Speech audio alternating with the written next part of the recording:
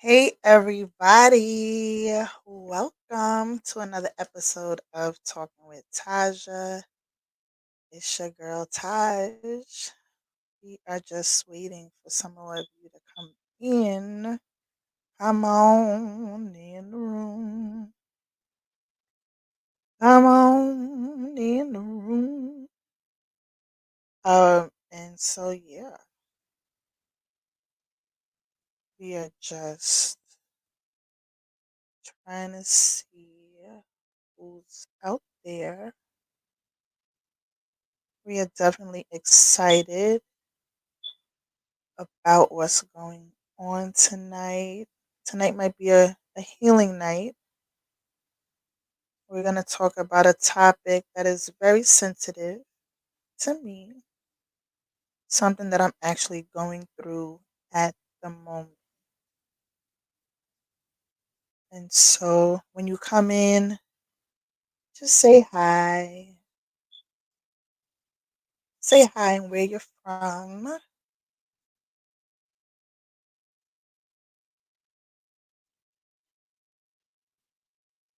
Just come on in. Don't be scared. Tonight's topic is going to be something very, very close and dear to me. And so I'm also going to give those the opportunity to come on.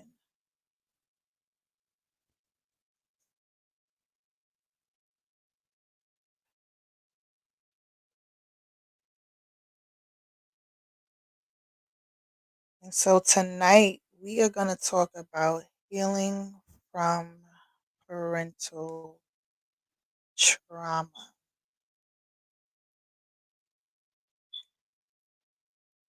So I'm just waiting for some people to come in.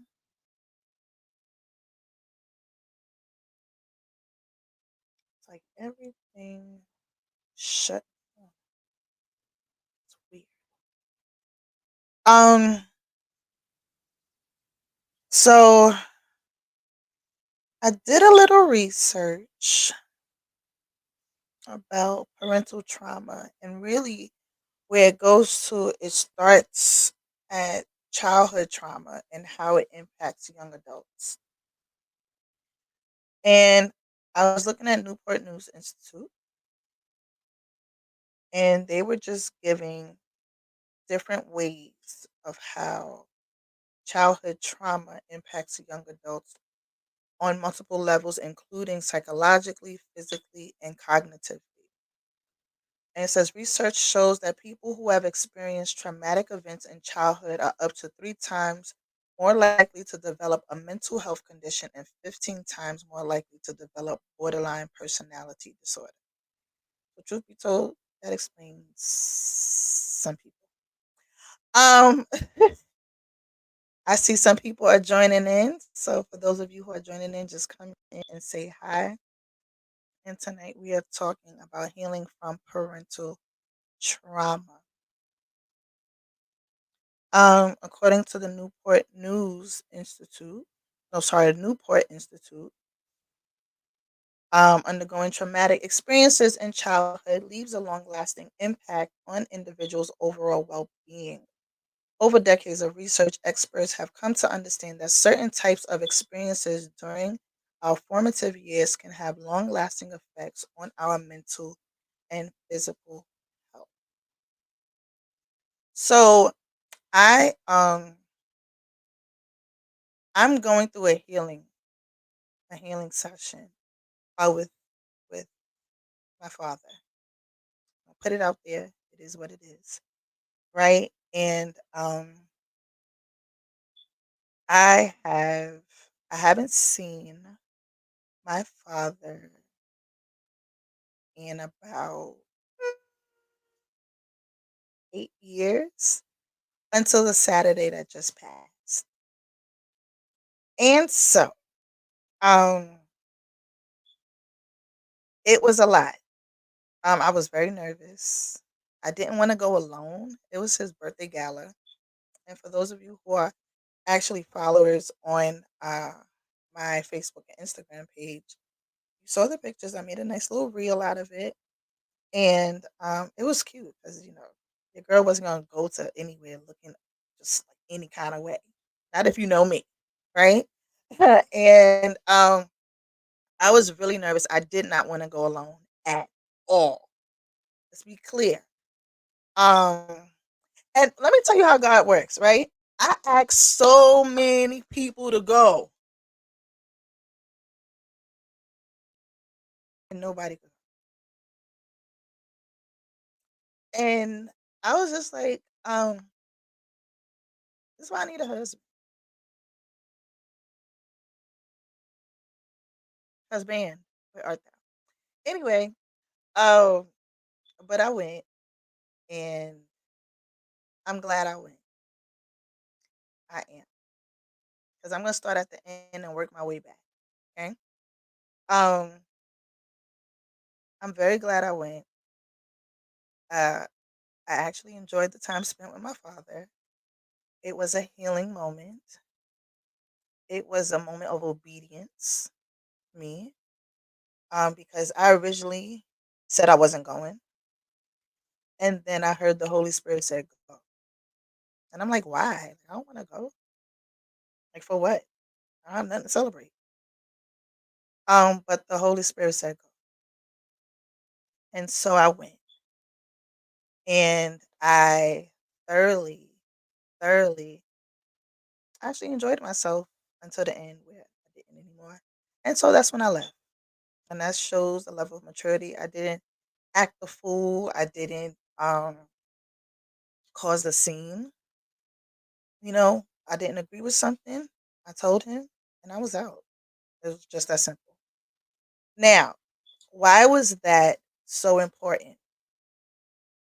Um, I'm a rock.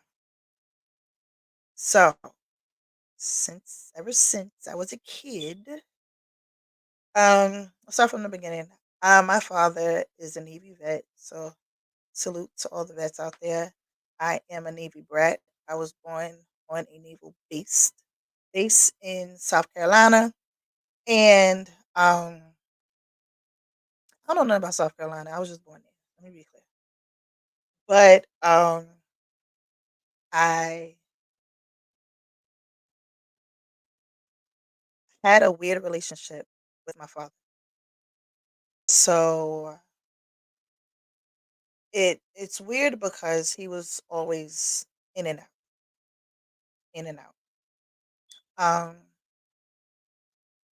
there was sometimes a, a s- a period of consistency where he was there, and the family dynamic was very normal. Like, oh, I'm living in a two-family house. But as a kid, you're not realizing, oh, it's important and how big it is to actually live in a two-family house, right?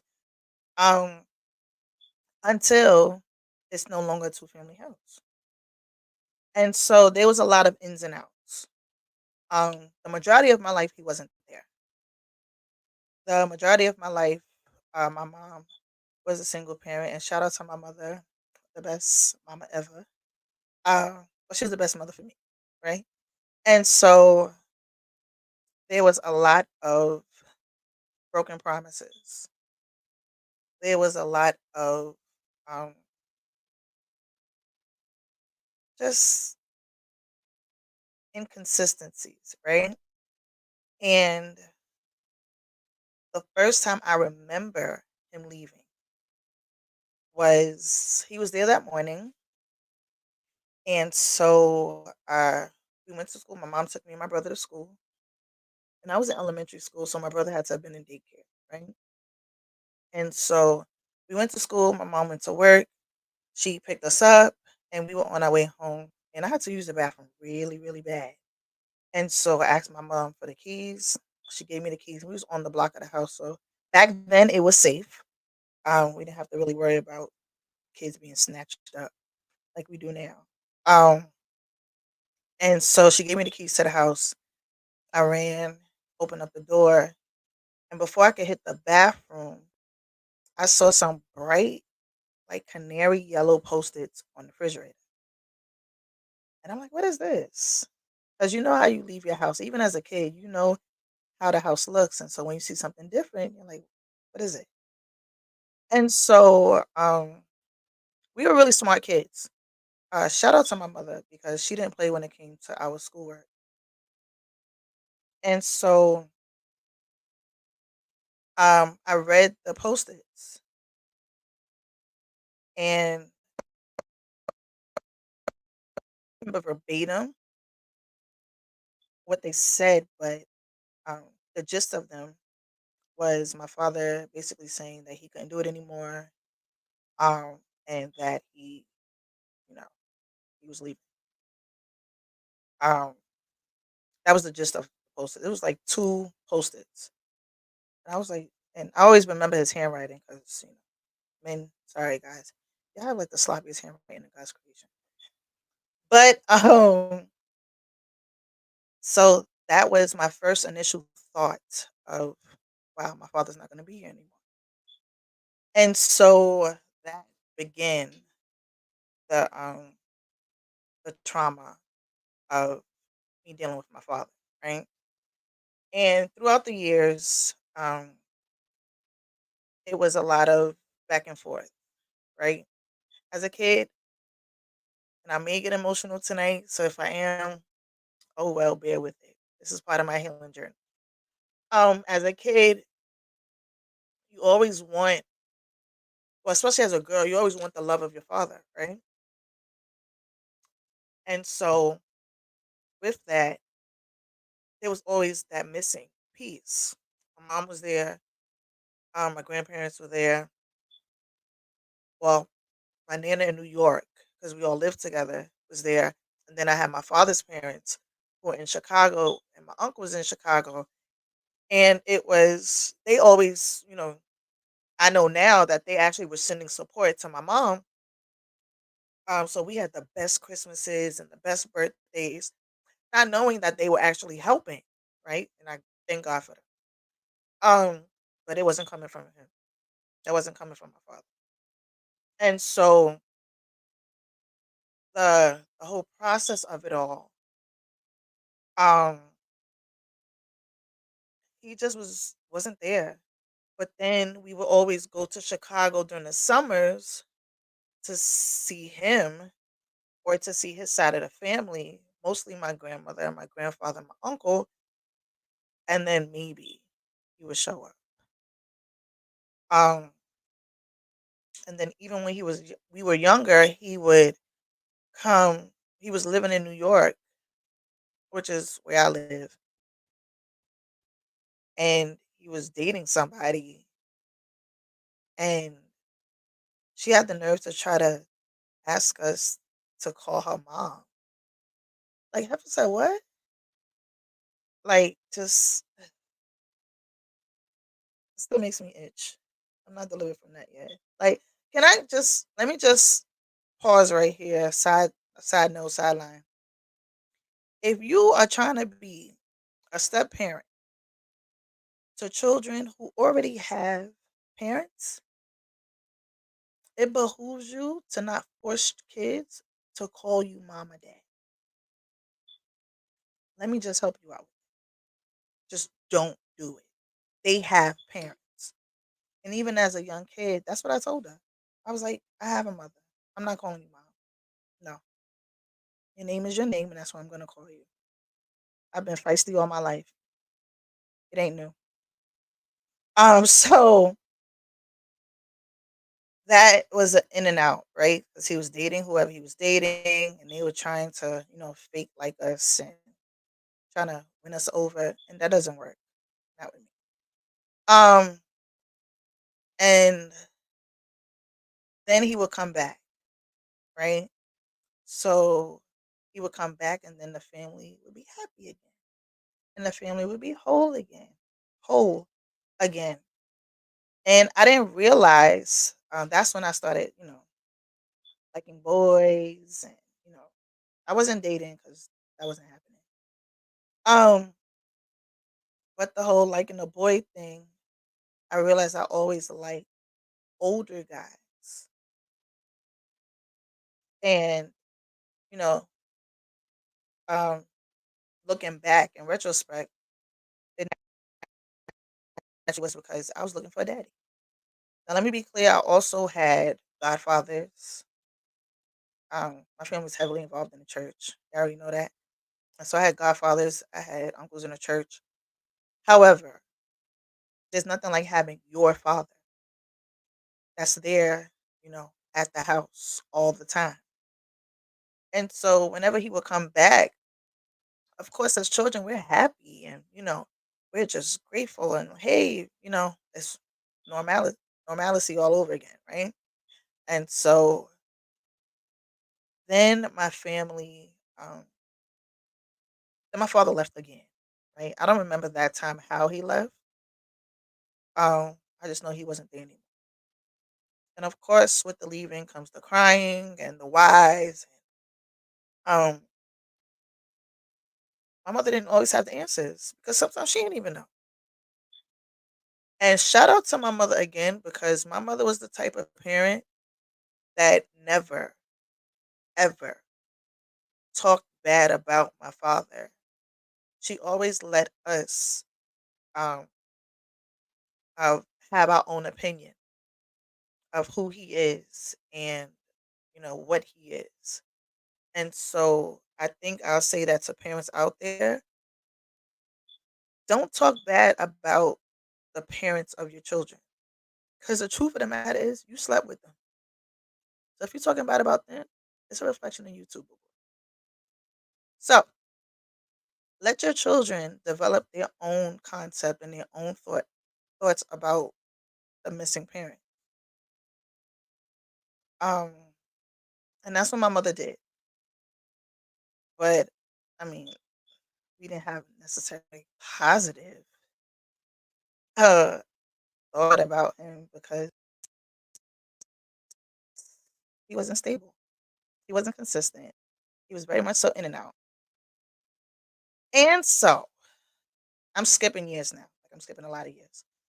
Um, the worst thing in my life happened at 15, and that was the sudden death of my late nana. I was 15 years old. Get a phone call.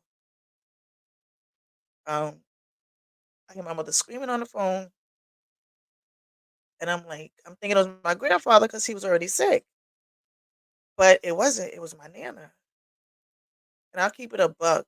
My nana was probably my favorite person in the world. Absolutely favorite. She taught me how to run a salon. She taught me how to write checks. She taught me how to do inventory in salons. She taught me a lot of things when it came to business, and I didn't know. I took it for granted as a kid because you don't know any better. And now, as an adult, it has helped me, especially when it comes to business, right? And so she passed away. And in her passing, um, it brought my family back together again, right? Because my mother was my grandmother's daughter-in-law. She didn't care if my parents weren't together anymore. It didn't matter to her. She paid for the flight for me, my brother, and my mother to come out to Chicago every year between her and my uncle. My mother came, and when my mother came, she still introduced my mother as her daughter-in-law. And so, when my grandmother passed away, um, my father and my mother kind of made their way back together because I know how grief is. Um, Grief will either show the worst or the best about people. Funerals and weddings, niggas come out, right? So, um, my parents were working their way back together, and so at that time I'm 15. So now my thoughts are a little bit um, sharper. I have more discernment. I'm definitely more skeptical.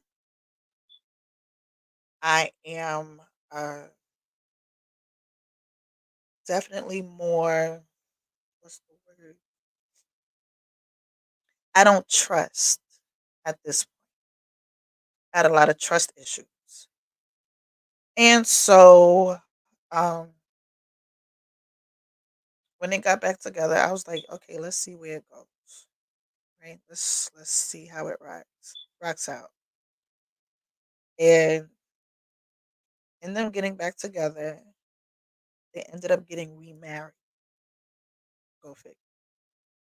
And me and my brother was there. We was there. We both signed the marriage certificate because they went to City Hall. We signed the marriage certificate. We thought life now is sweet. Um, and we thought life was okay, right? Until it wasn't again.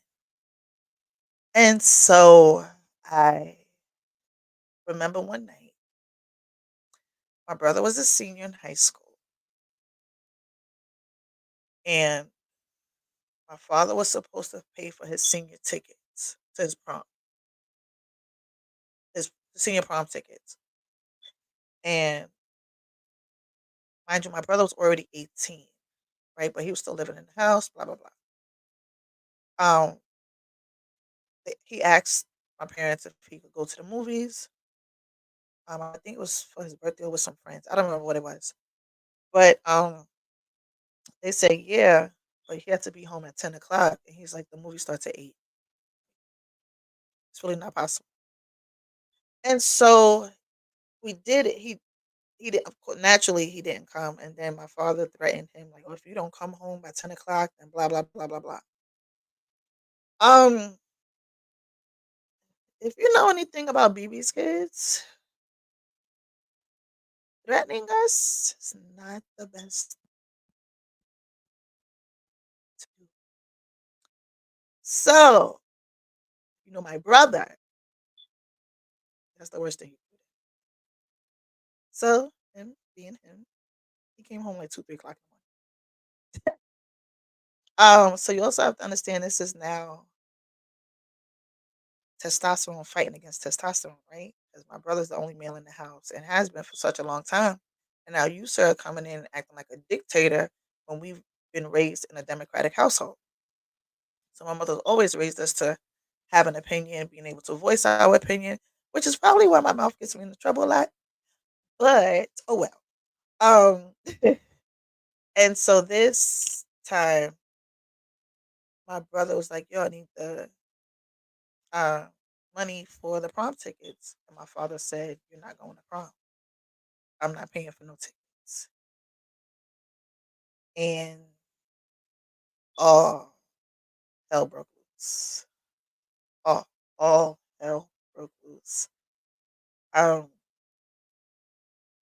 the men went toe to toe. They didn't fight. They was about to. And I think I dragged my brother into his room and I was like, "You can't do this. Like, just stop." And I wasn't doing it because I was on my father's side. I was just doing it because we don't fight in this house. Like, we just don't do that. Whoever fights is me and Sean fighting. It's not everybody. Like, we don't do that. That's not the dynamic of this family. We don't do that. Although I would have liked to have seen that fight, can I be honest? I probably would have. Um, I pulled him. I pulled him in his room, not knowing he packed the bag to leave. My mom, I think for that night, had a nervous breakdown. I never heard her scream so high in my life and scream so loud. And I don't know what my father. I think he just walked out the house, and I think that was the last time I saw him for a long time. Um, then we found out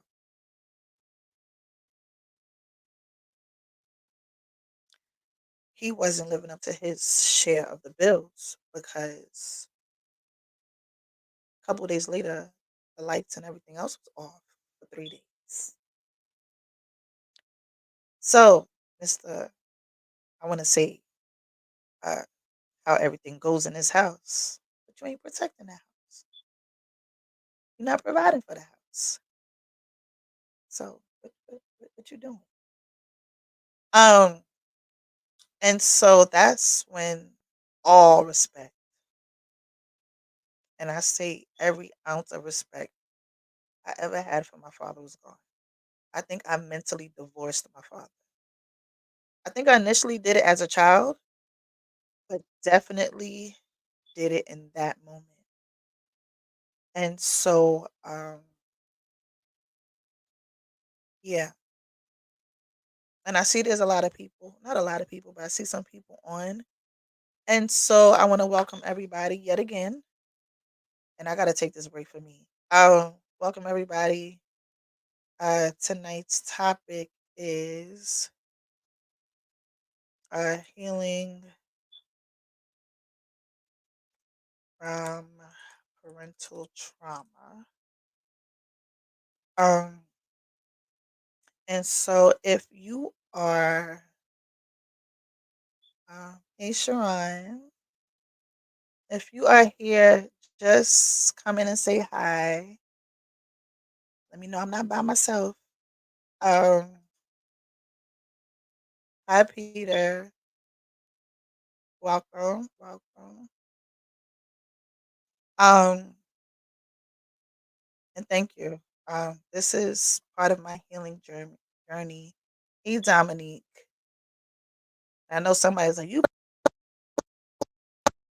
all your business out there. Wait till you read my book. It's got a whole couple of chapters.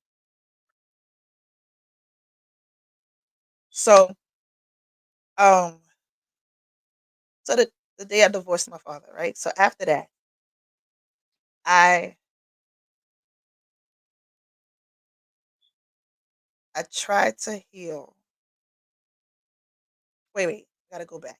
So my nana passed away, and in my teenage years, put myself out there. My teenage years, I was bad. Like I legit, I was bad. I was so bad. My mom was gonna put me in military boot camp. I was like military school for kids. I was really really bad. Um, I would miss school a lot. Um,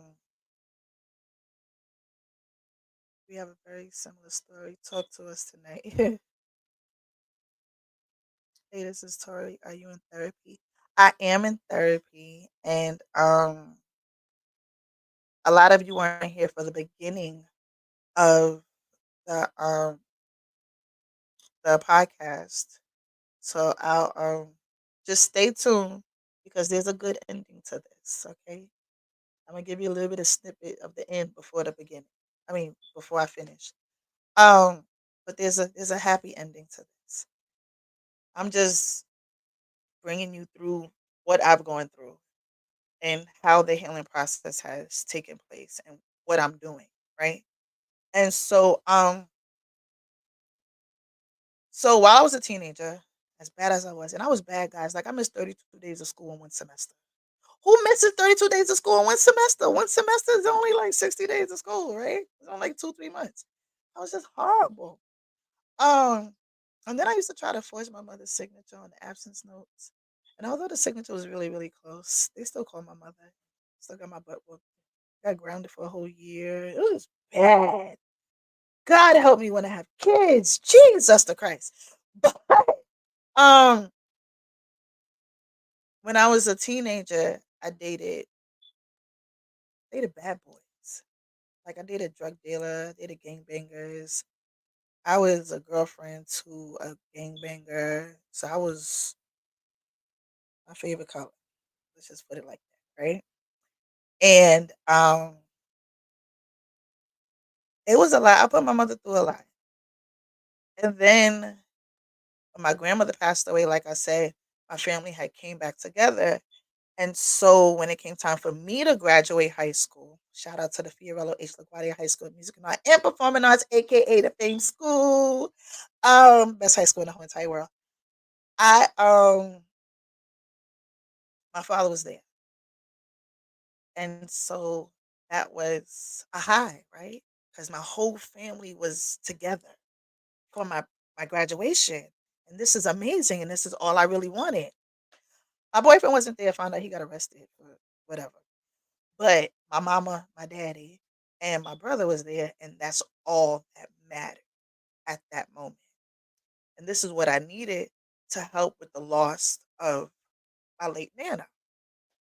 And so we was good. It was working it out. My parents were working it out. We was a family. Things were okay. Um, he came to New York to live with us, and then that whole situation happened with my brother.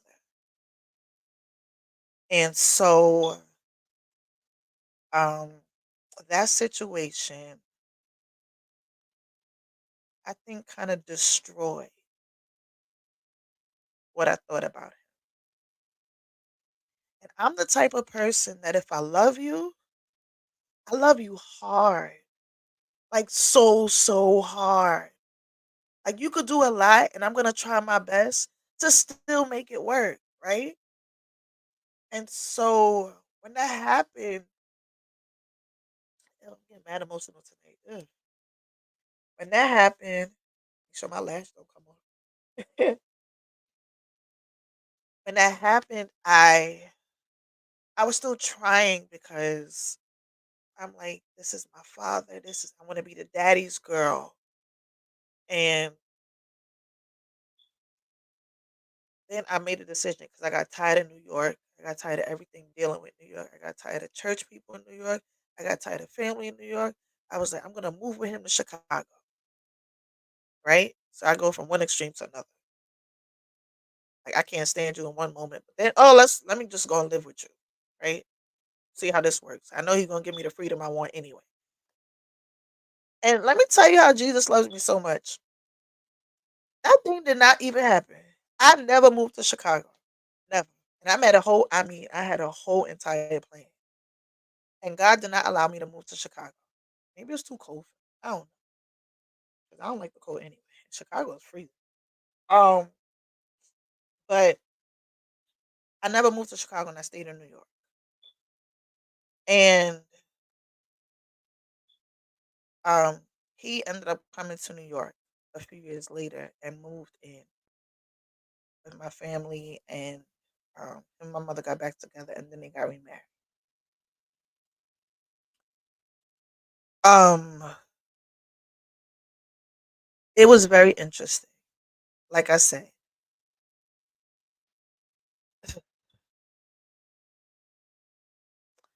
I hated him at one point. Let's keep it a buck, right? I hated him. I despised him. Sometimes I wish he was dead. I wished the past tense. Wished he was dead. Um, I've always said if he died, um, my life wouldn't change. And I know a lot of people are like, Tasha, that's so mean. And ooh, that's not very Christian like and all this other stuff that y'all talking about. Are you going through your heads? But if you keep it a buck with yourself, you said some things like that. Maybe just to yourself. I'm just here to expose what you've already was thinking, right? Um, and so I didn't like him. Master manipulator, master con artist, stealing identities, stealing money. Just so much happened. And I was like, God, why? Why do I come from the fruit of that woman? You ain't have nothing better out there for me? Like me. Like it's tough shit. Um, and so I had to go through a process with God. And God was on like I don't know what God y'all say I serve, but the God that I serve is very real, right? And so I say that to say this. I didn't get the he ba ba ba ba ba ba ba kind of talk from God when it came to this healing journey. I don't get that kind of talk with God. I might do a lot of he blah blah blah blah in church, but when it's a one on one situation, I'm very raw. I'm like, look, I don't like this person, and so I need you to do something about it, or do something about me and my views towards this person. That's how I talk to God. And so while I was hating him, because I hated him for quite a while, God told me if you died right now, you go to hell for hating him. Is it worth it? And so I came to the realization that nobody, even my own father, is worth me going to hell for hating. Nobody. And although I wasn't rocking with him, although I didn't like him, I couldn't hate him anymore. And so I had a lot of come to Jesus moments when it came to the relationship with my father. And okay, where are we now? Hating him. Okay, now we're at the point where I got married, right? So he left us again. Um, and then allegedly got married somebody else. And now I left the house and I'm in the process of getting married. And so I told him, and he's excited because whether you guys know or not, I'm the firstborn of two firstborns. So I'm the first everything. And I'm the only girl. So yeah. So, and this is the first marriage amongst the children, the grandchildren, all that good stuff. And so my father didn't know that I was being abused. And in not knowing, he was, I put on a good front. I told everybody this is what I needed, this is what I wanted for the wedding. And he was just like, okay, okay, okay, okay, okay. And I'm like, all right, well, this is working, right? Okay, this is okay. Because I'm trying to build a relationship with him again because I love my father. And I'm willing to fight for the relationship with my father. And so the wedding happens, and my father hands me off to someone that tried to kill me. These ain't working today. So he hands me off to somebody that tries to kill me multiple times. And so when I told my father, finally told him what happened. Oh, for those of you who don't know, my father's a vet. And so military people are not all there. And I'm just gonna leave it there, right? But um he didn't do anything. He didn't do anything to protect his baby girl. And so I had an issue with it. I had a huge issue with that. And so sorry for saying this, so just trying to get through this a lot. It's a lot. Mind you, this is 38 years. Okay? Trying to fit it all in an hour.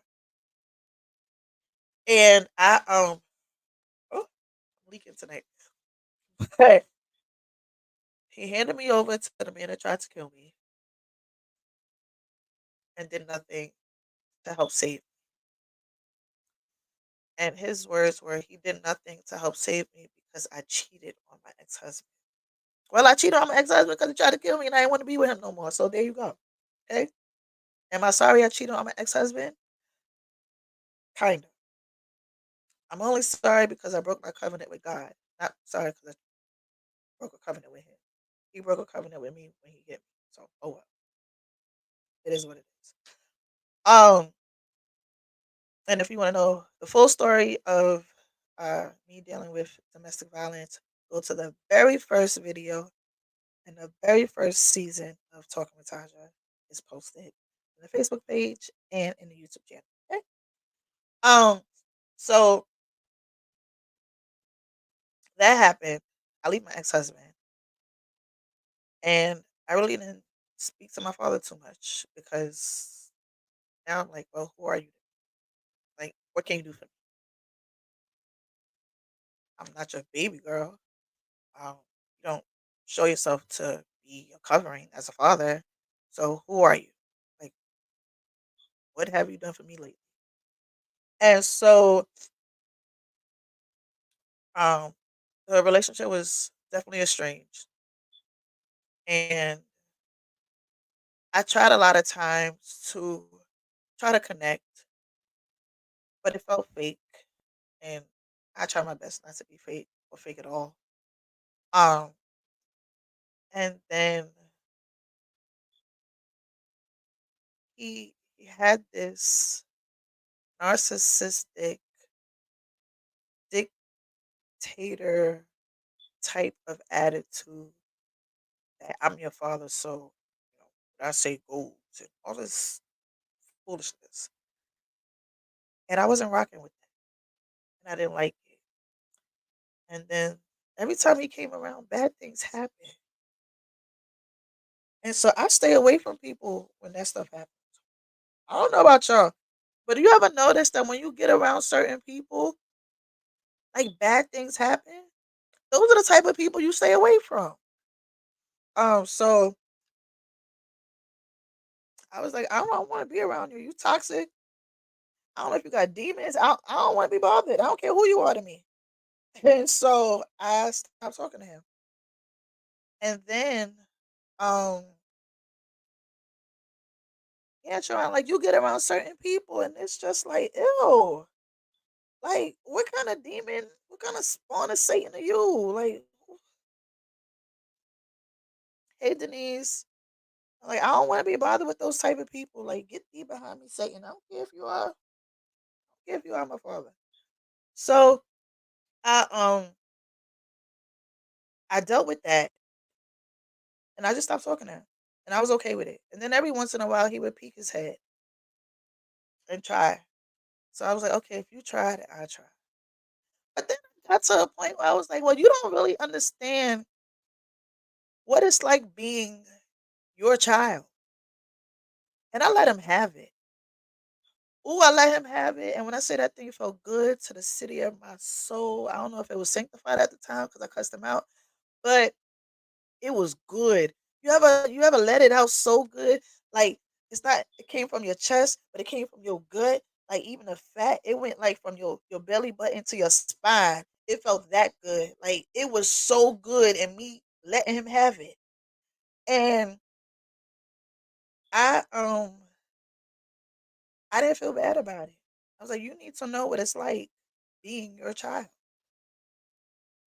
And I felt good after that. And I didn't want to be bothered with him. And I was okay with not being bothered with him. And so went on. Would see him every once in a while. He moved from Georgia back up to the tri-state area. So then I tried again. Right? I'm hopeful. And then I was like, I can't do it anymore. I don't want to do it. You're toxic. You're evil. I don't even care. I don't want nothing to do with you. I don't want nothing to do with whatever family you got going on. I'm done. And here goes God. And like I said before, I don't know what God y'all serve, but the God I serve does not let me stay in my foolishness for long. He's like, all right, you feel that way? I'm gonna let you feel that way for a couple minutes, maybe a couple days, maybe even a couple weeks. But you about to get some act right. And so I had a conversation with God, and God told me that if you want what I have for you, you need to heal from the inside out. Okay, great. So the initial thing I thought, okay, I went through a lot of domestic violence. I went through a lot of issues. Let me heal from that, right? So after 9 years of being divorced, I started therapy. And let me tell y'all something about therapy. Y'all, everybody need it. If you're born black in America, you need to go to therapy. Okay? Yes, we love Jesus. We believe in Jesus. We believe in the Holy Spirit. It's nothing wrong with Jesus therapy. Jesus first, but therapy second. Okay? If you need help finding a therapist, and even some that take your insurance, but some do take insurances, hit me up. Okay? Because everybody need it. And if you don't, then that's the first problem. And that's the number one reason why you need it. Go get some therapy. But I started therapy. And then I realized in therapy, because of my father, I have abandonment issues. Okay? Abandonment issues. It came from him always leaving and my ex husband always leaving. And it was just, eh. So I started working through the abandonment issues. Then I got trust issues. Then, all these other things started coming up. And that in conjunction with PTSD from, being abused. Child, I was walking around looking really nice, but mentally like, yo, I'm jacked. I'm jacked. So I had to have another come to Jesus moment. And so I went to therapy. I started writing my book. And when you write, everything starts coming out. Everything starts coming out. And so with it all coming out, I was like, okay, I'll just let it go. The relationship with my father, it just is what it is. You go every Monday. Amazing. Amazing. And congratulations on going. Hey Regan, how are you? I'm over here snotting like it's Italian service. Jesus have mercy. Um, and so after the therapy started, I got a letter in the mail. Go figure. And I don't think I have it here. Let me see. I'm in my workshop, y'all, so I keep a lot of my stuff down. No, I don't have it here. I don't even know if I threw it out, to be honest with you. 'Cause I wasn't feeling it. And I was in shock. And then I laughed at it because I wasn't delivered.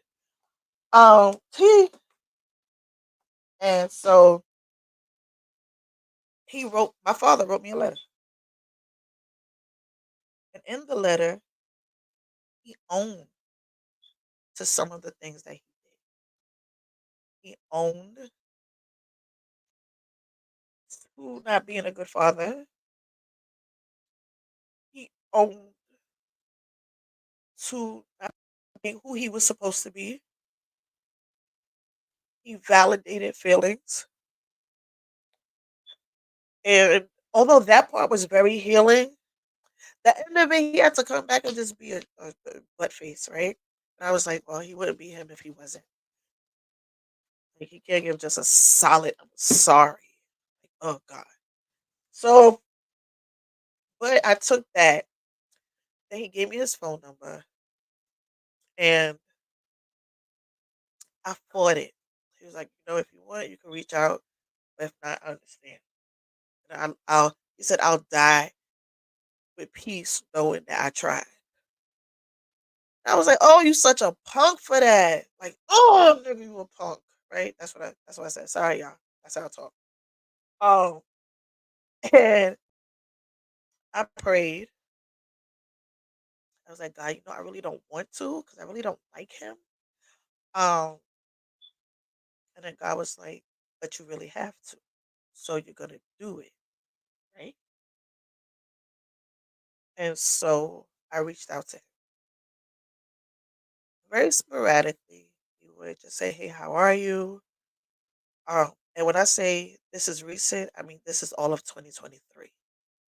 Recent. I mean the latter part of 2023. So these are still raw emotions for me. So this is why I'm tearing and snotting because this is real. This is real time. Um, and ugh, um, I got an invitation to his birthday, and it was his birthday is January 24th. We'll figure a whole week after my brother, and his it was his 60th birthday, so they was having something for him. I thought it was just for him, to be clear. And I was like, "Oh, he got that many friends that they gonna have an event just for him? Like, oh, ain't that nice? The life he living." Like, 'cause I'm still petty at times. Let me be clear, still petty. Um, and I initially declined the invitation. I told him, "So I'm not going.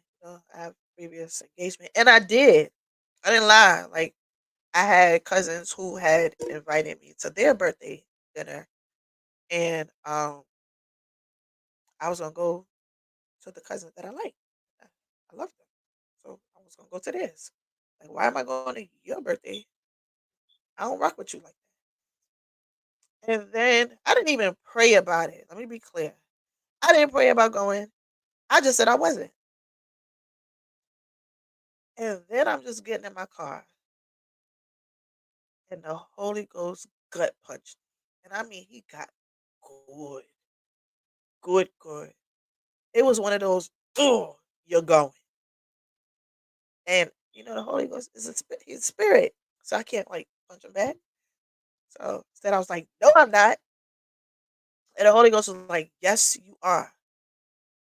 I was like, fine, because I'm in a season where I just want to be obedient. I don't need to suffer no more consequences for disobedience. And disobedience is as unto witchcraft. And I ain't trying to be nobody's witch. Okay. So I was like, okay, I'm gonna go.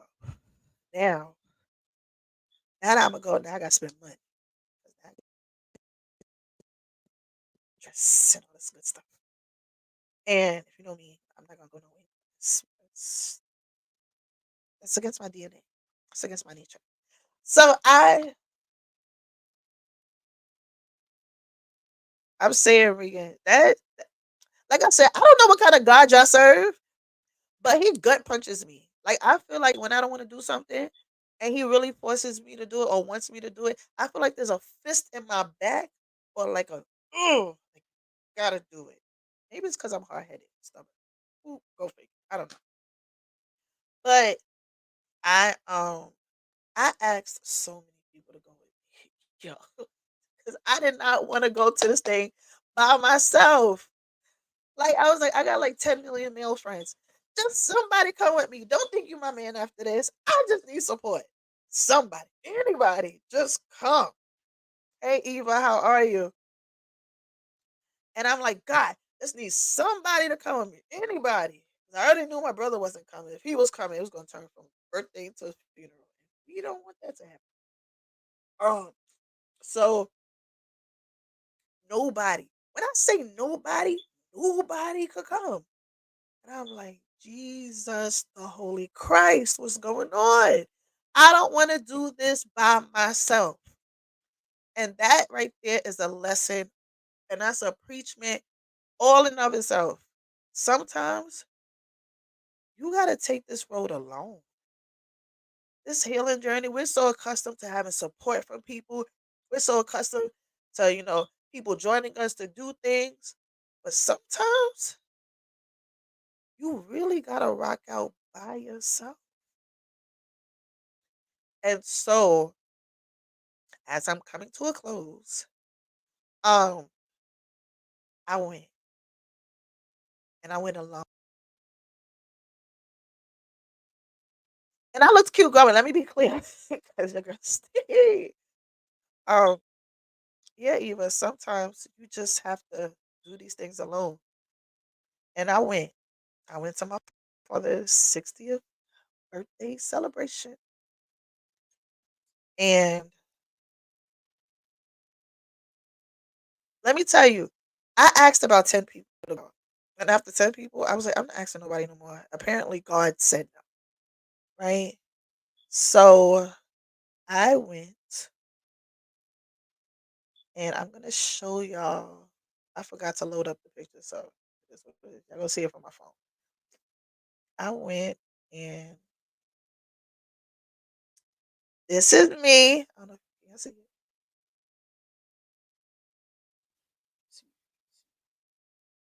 That's me. And I even got a picture with my father.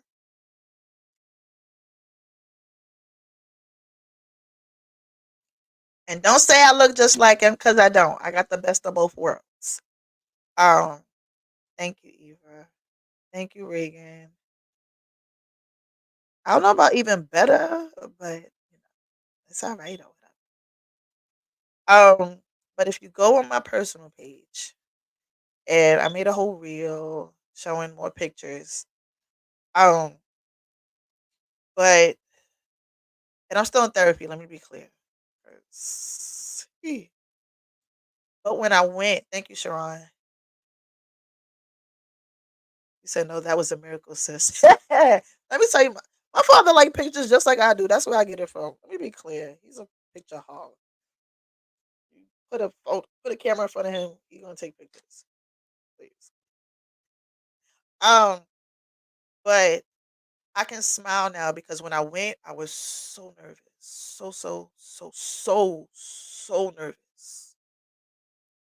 Um, when I saw him, his back was turned, right, and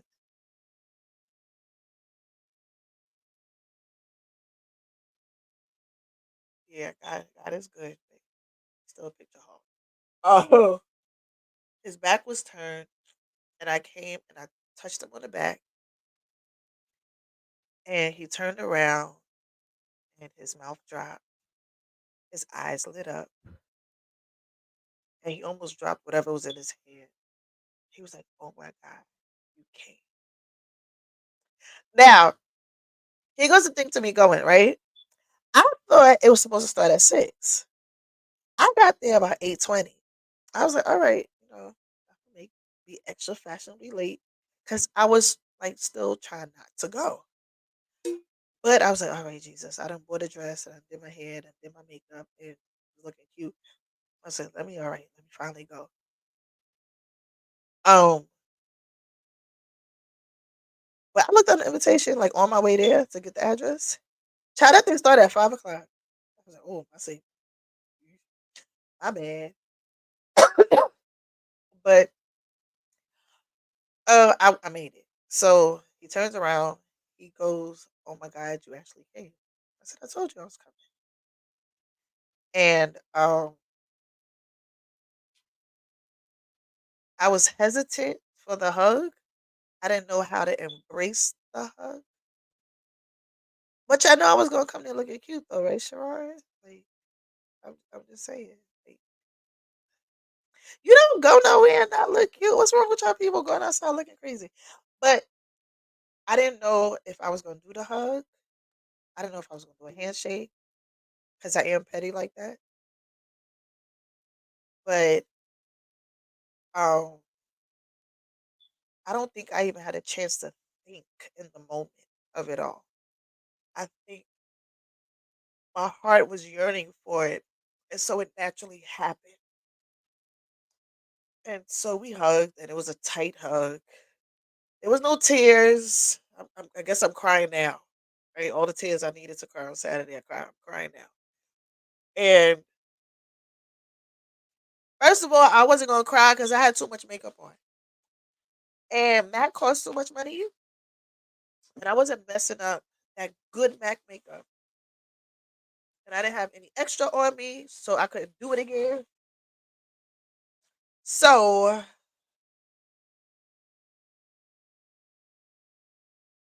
because I pray that for you too.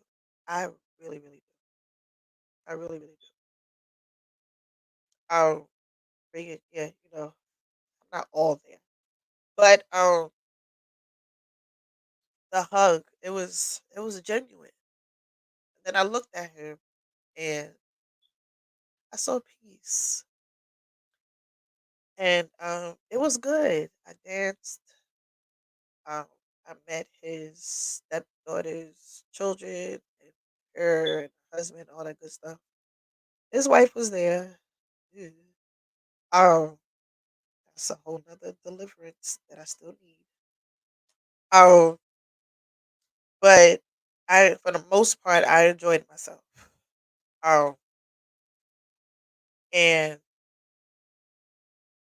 it was good until it wasn't at the end. And then I told him, I was like, I gotta go. And when I say it wasn't at the end, it had nothing to do with him.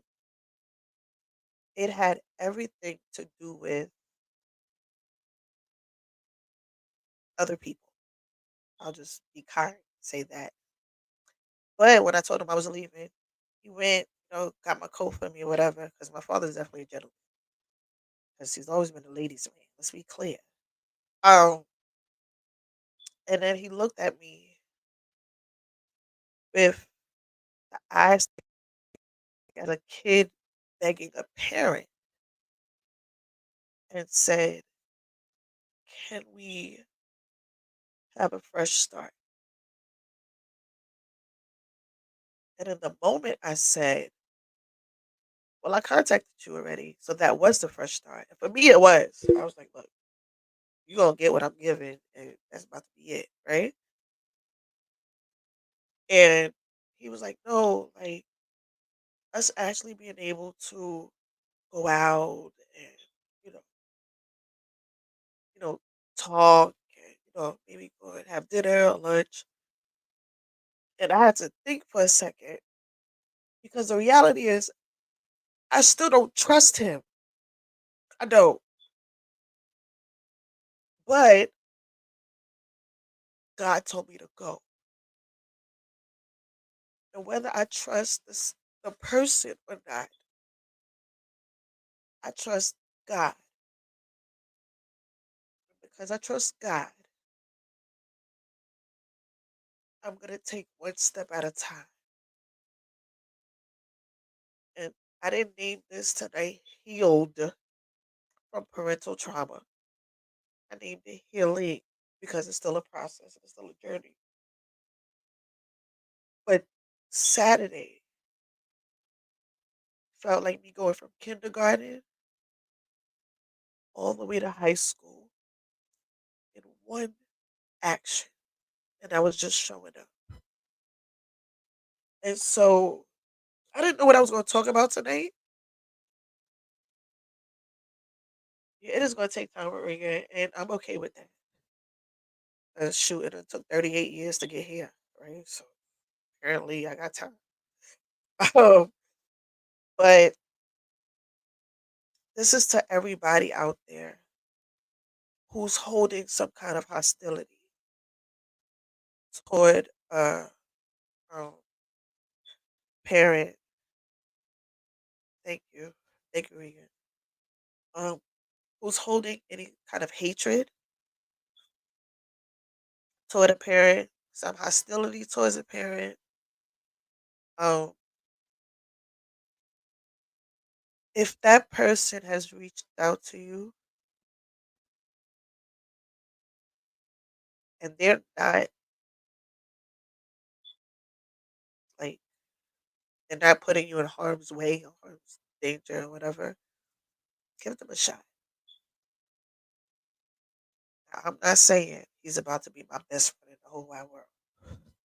I ain't saying all that. But what I'm saying is, you don't know how God is gonna bless your obedience.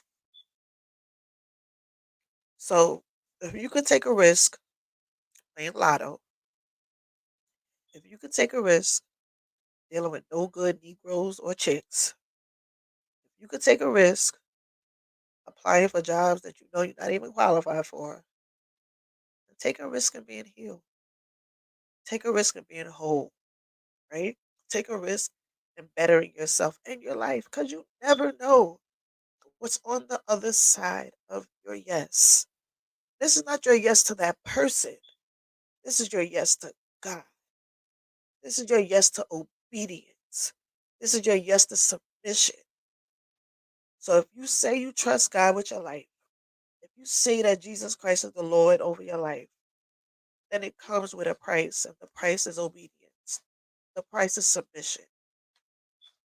Whether you like it or not, everybody don't. Submission hurts. It legit hurts. Submission hurts. Submission costs. And a lot of the time, it costs you your pride.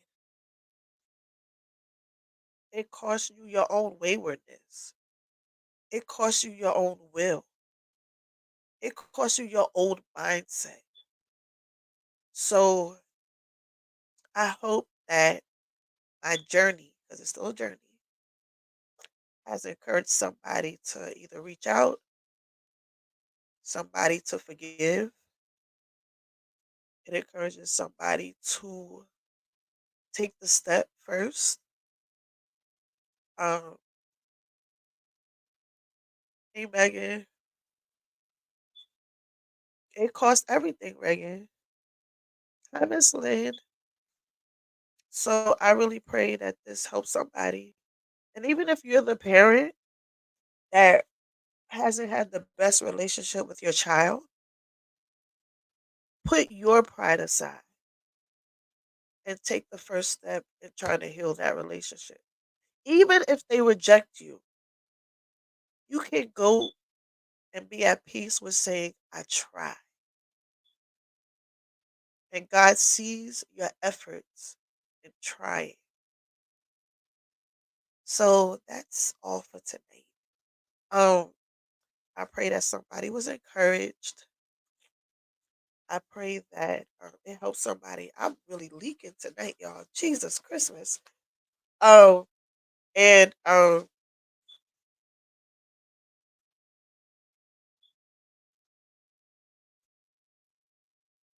Megan said this right here makes me feel so much better with healing my relationship with my own father. It wasn't easy, but it got done. This was good. Thank you, Megan. And I'm proud of you for doing that. I'm so proud of you for doing that because I know how hard that one was. Um, so yeah, whether you're the child that needs to heal from the parent, or whether you're the parent that needs to ask for forgiveness and make that first step, then do it. Do it. It's so gonna be worth it. You don't want to leave this earth with that guilt. Trust me, you don't. And I can live honestly and say that if something happened to my father right now, I can live peacefully because I did what God told me to do. I did my part. And God is going to honor me for it. Now, I didn't do it because, I want God to honor me for it. I did it because I want to please God. But I, yeah, Megan, child, you got a whole story. I was actually gonna let people come on if they wanted to share any part of their stories, but it's late and I didn't know I was gonna take up this much time. I didn't know I was gonna talk this much. But if you do want to share your experience or your story and in your healing journey, you can reach out to me. You could definitely be on a future episode. Please understand that this podcast, although I do talk about topics that the church does not talk about, I am not here trying to bash people. This is still about healing. So, although we talk about topics such as domestic violence and divorce and spiritual abuse and whatever else we discuss, at the end of the day, it's so that we can heal and become better. Okay, so thank you everybody for joining in. Don't forget to please go to the YouTube page and type in Talking with Tasja and subscribe. And so, love you guys. We'll be back next week, Tuesday at 8 o'clock. Same time, same place. This is.